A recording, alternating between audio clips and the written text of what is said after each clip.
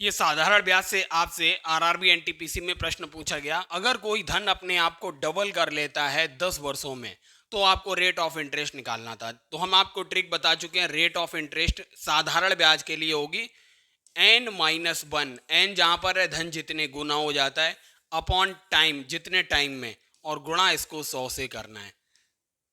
तो ये क्या हो जाएगा, यहाँ देखिए डबल कर लेता है मतलब 2 - 1 1 हो जाएगा। कितने वर्षों में, 10 वर्षों में, अपॉन 10 हो जाएगा इंटू 100।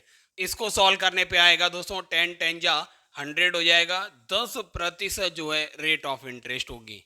दोस्तों ये देखिए आरआरबी एनटीपीसी में प्रश्न पूछा गया, if the selling price of 10 pence is equal to the cost price of 15 pence, तो आपको गेन परसेंट निकालना। तो बहुत ईजी है दोस्तों, गेन परसेंट निकालने के लिए आपको क्या करना है, यहाँ आपको देखना है 10 पेन्स का सेलिंग प्राइस कितने पेन के कॉस्ट प्राइस के बराबर है 15, तो इनका अंतर निकालिए 15 - 10 अपॉन इसको डिवाइड कीजिए सेलिंग प्राइस ऑफ 10 पेन से, अपॉन 10 हो जाएगा इंटू 100।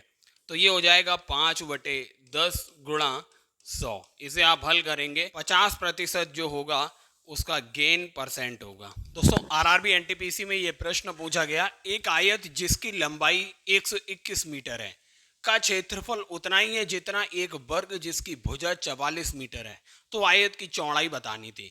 आयत की लंबाई 121 मीटर दी थी, चौड़ाई आपको बतानी थी। वर्ग की अगर भुजा जो है 44 है तो इसका क्षेत्रफल हो जाएगा 44 गुणा 44, और आयत का क्षेत्रफल हो जाएगा x गुणा 121।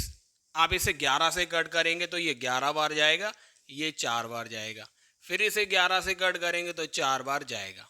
तो ये हो जाएगा x बराबर 4 चौक 16 मीटर जो है ये आयत की चौड़ाई होगी 16 मीटर। अरुण और आहान के पास धन की राशि का अनुपात 9:5 है। यदि अरुण अपने हिस्से से 12 रुपए आहान को देता है तो अनुपात 4:3 हो जाता है। तो प्रारंभ में अरुण के पास कितनी राशि थी, इससे आप ऑप्शन से भी कर सकते हैं, और मेथड जो हो जाएगा 9x - 12 बटे 5x + 12 हो जाएगा, क्योंकि अरुण ने आहान को दिए हैं 12 रुपए। तो अनुपात कितना हो रहा है, 4:3 हो रहा है। इसे हल करेंगे x की वैल्यू निकल आएगी, तो 20x इधर आएगा तो 7x हो जाएगा, 36 उधर जाएगा तो हो जाएगा 84। 12 निकल कर आएगी x की वैल्यू। अरुण के पास कितना होगा, 12 निम्न 108 जो है अरुण के पास था, और 12 पंजे 60 रुपए जो थे आहान के पास थे। ये देखिए एलसीएम एचसीएफ से आरआरबी एनटीपीसी में प्रश्न पूछा गया, the LCM of x and y is 2079 and their HCF is 27। आपको एक नंबर दिया था 189, तो आपको सेकेंड नंबर बताना था। तो आपको पता होना चाहिए दो नंबरों का गुणनफल जो होता है वो किसके बराबर होता है, उनके एलसीएम और एचसीएफ के गुणनफल के बराबर होता है। इसे हल करेंगे तो 2079 गुणा 27 बटे 189, इसको सॉल्व करने पे आपको 297 मिल जाएगा। दो समान त्रिभुज PQR और त्रिभुज XYZ के जो पेरीमीटर थे वो दी हुई थी 48 सेंटीमीटर और 24 सेंटीमीटर, और XY दिया हुआ था 12 सेंटीमीटर। तो PQ बताना था। तो दोस्तों हमेशा याद रखिए समान त्रिभुज होने का मतलब है इनकी संगत भुजाओं का अनुपात भी बराबर होगा। तो त्रिभुज PQR की भुजा PQ बटे XYZ की भुजा XY, जब इनकी संगत भुजाओं का अनुपात बराबर होगा तो इनकी जो परिमिति होती है, पेरीमीटर्स होते हैं, इनका अनुपात भी बराबर होता है। अब दोस्तों देखिए PQR की परिमिति आपको 48 दी हुई है और XYZ की परिमिति 24 दी है, तो रखिए 48 बटे 24, और PQ की वैल्यू आपको निकालना है और XY की वैल्यू क्या दी हुई है 12 सेंटीमीटर। तो क्या आएगा 24 दूनी 48 और 12 का 2 से गुणा करेंगे, क्या आएगा PQ बराबर 24 सेंटीमीटर आएगा, 24 सेंटीमीटर। दोस्तों आरआरबी एनटीपीसी में ये देखिए आपसे क्वेश्चंस पूछा गया, two numbers are in the ratio 4:5, if the sum of the numbers is 63 find the numbers. अब आप देखिए इनमें दो नंबर का रेशियो अगर 4:5 कहाँ हो रहा है, यहाँ देखिए 9 3 27, 9 चौक 36, 3:4 हो रहा है, गलत हो गया। यहाँ देखिए 9 दूनी 18 हो जाएगा, 9 पन्ना 45, 2:5, यहाँ 4:5 दिया है। यहाँ देखिए 7 चौक 28, 7 पन्ना 35, 4:5, मतलब तीसरा ऑप्शन सही है। चौथे ऑप्शन में भी देखिए गलत हो जाएगा, 10:11 11 आएगा। इसका मतलब आपको सॉल्व करना ही नहीं था। यदि 7 क्रमागत संख्याओं का औसत 33 है तो इनमें से सबसे बड़ी संख्या कौन सी होगी? 7 क्रमागत संख्याओं का मतलब अगर पहली x है, दूसरी x+1, x+2, अगर आप इन सभी को जोड़ेंगे तो 7x+21 आएगा। और इसे अगर पदों की संख्या से डिवाइड करेंगे 7, तो ये इसका औसत दिया था 33। इजीली निकल आएगा, 7 कॉमन आएगा तो x+3 बराबर यहां पर दिया हुआ था 33, तो x बराबर हो जाएगा 30। x की वैल्यू अगर 30 है तो सातवीं संख्या क्या हो जाएगी? 36 हो जाएगी। डी ऑप्शन इसका करेक्ट हो जाएगा। सबसे बड़ी संख्या पूछी गई थी। दोस्तों आरआरबी एनटीपीसी में यह क्वेश्चन पूछा गया, एक टीवी सेट का मूल कीमत जो है वो 9,000 रुपए है, उस पर पहले 20% की छूट दी गई, फिर 10% की वृद्धि की गई, उसकी नई कीमत क्या होगी? तो देखिए इक्विवेलेंट परसेंटेज निकाल लेते हैं।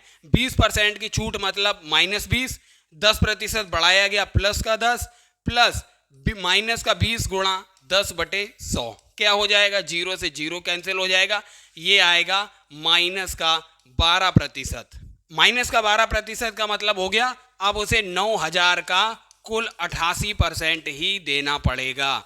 अर्थात कितना? 90 गुणा 88 हो जाएगा 7,920 रुपए। डी ऑप्शन करेक्ट हो जाएगा। दोस्तों आरआरबी एनटीपीसी में यह प्रश्न पूछा गया था कि एलसीएम जो है दो नंबर्स का वो 721 है और नंबर्स का रेशियो था 1:7।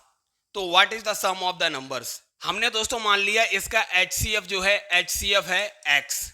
अब आपको क्या करना है? जो रेशियो दिया हुआ है उसका गुणा कीजिए और जो आपने HCF माना है उसका गुणा कीजिए, यही होता है एलसीएम। कितना है? 721। तो x की वैल्यू क्या आ जाएगी? 103। तो नंबर्स का सम क्या हो जाएगा? रेशियो दिया हुआ था 1:7, मतलब 7 + 1 गुणा 103 हो जाएगा, तो ये आएगा 824। इसका करेक्ट ऑप्शन हो जाएगा। दोस्तों ट्रिग्नोमेट्री से आरआरबी एनटीपीसी की हर शिफ्ट में प्रश्न रहता है। tan a बराबर 3/4 दिया हुआ था, cos a - sin a बटे cos a + sin a पूछा गया था। cos a से ऊपर नीचे भाग दे देंगे तो क्या आएगा? 1 - tan a बटे 1 + tan a हो जाएगा। tan a की वैल्यू आपको यहाँ पर दी हुई है, क्या हो जाएगा? 1 - 3/4 हो जाएगा, 1 + 3/4 हो जाएगा। एक में से 3/4 जाएगा तो 1/4 बचेगा, और एक में 3/4 जोड़ेंगे तो क्या हो जाएगा? 7/4 हो जाएगा। इसे हल करेंगे तो आपको क्या मिलेगा? 1/7। दोस्तों ये देखिए प्रॉफिट एंड लॉस से कई बार आपसे ये क्वेश्चन पूछा जाता है। एक मेडिकल स्टोर के मालिक ने 6,000 की दवाइयाँ खरीदी, उसने 1/3 दवाइयाँ 30% हानि पर बेच दी, शेष दवाइयों को कितने प्रतिशत लाभ पर बेचे ताकि उसे अंत में ना लाभ हो ना हानि हो? ये ऐसे निकालते हैं दोस्तों, 1/3 दवाइयाँ उसने कितने प्रतिशत हानि पर बेची? 30% हानि पर। इसको डिवाइड करना है दोस्तों, बाकी बची हुई कितनी दवाइयाँ हैं? 2/3 दवाइयाँ बची हैं, क्या हो जाएगा? 3 धाम 30 हो जाएगा, तो 30/2 बराबर 15% हो जाएगा इसका करेक्ट ऑप्शन। ये देखिए क्वेश्चन, ये देखिए दोस्तों आरआरबी एनटीपीसी में एलसीएम एचसीएफ से इस टाइप का क्वेश्चन लगभग हर शिफ्ट में पूछा जा रहा है। क्या है? यदि दो संख्याओं का अनुपात 4:5 है और उनका एलसीएम 480 दिया हुआ है तो आपको एचसीएफ पूछा जाएगा क्या होता है। ये लगभग हर शिफ्ट में क्वेश्चन आ रहा है।